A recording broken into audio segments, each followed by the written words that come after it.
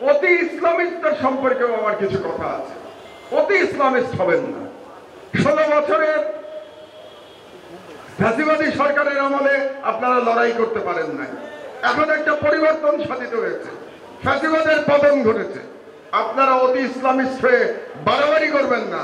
বাড়াবাড়ি করলে বাংলাদেশের ইমেজ নষ্ট হবে, ভাবমূর্তি নষ্ট হবে।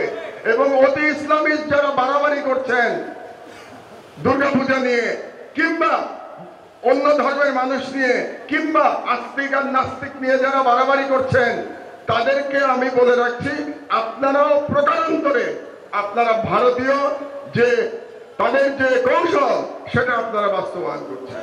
কাজে আমাদেরকে সতর্ক থাকতে হবে।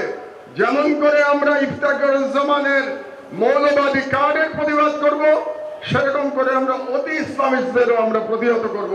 এটা আমাদের করতে হবে, তাহলেই বিপ্লব সফল হবে। আদারওয়াইজ বিপ্লব সফল করা মুশকিল হয়ে যাবে।